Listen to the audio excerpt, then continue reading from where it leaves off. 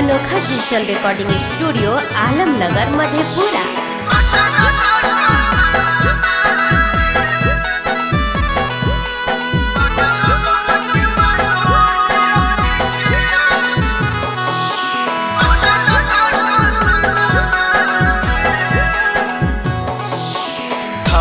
गेलियो खोजते खोजते पगली तोरा चारो कोनामा में। थक गेलियो खोजते खोजते पगली तोरा चारो कोनामा में। पगल बन के मांगो हियो खिया पटना जग सनमा में। पगल बन के मांगो हियो खिया पटना जग सनमा में।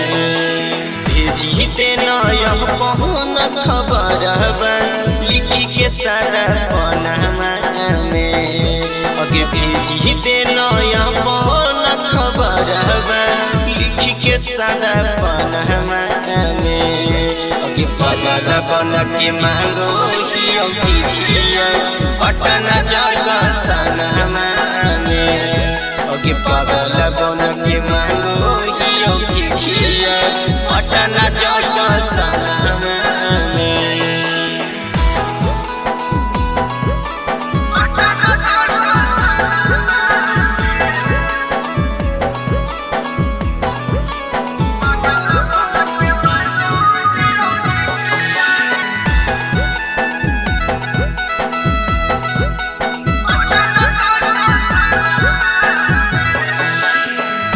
सभे लोग हमारा खाए लखनमा फेंक के। छोटा छोटा बच्चा भागो हमारा के देख के। सोना देखो सभे लोग हमारा खाए लखनमा फेंक के।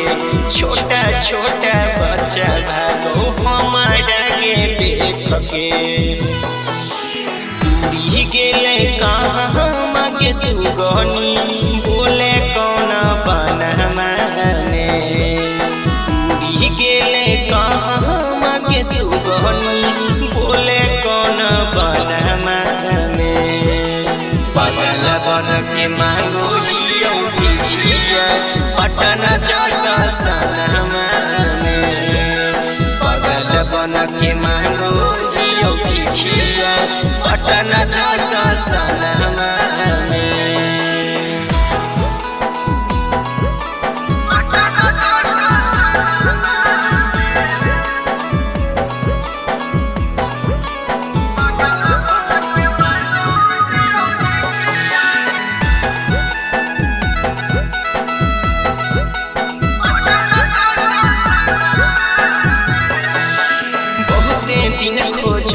सोनमा भटक भटक के मन करौ मर जइयो लैलमा में लटक के। सोना बहुते दिन खोजलियो सोनमा भटक भटक के मन करौ मर जइयो लैलमा में लटक के।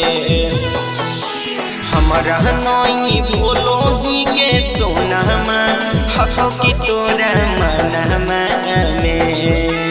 हमारा नई बोलो ही के सोनमा हको की तोरा मनमा में। पगल बन के मांगो हियो खिया पटना जग सनमा में। पगल बन के मांगो हियो खिया पटना जग सनमा में। अनोखा digital recording studio Alamnagar Madhepura.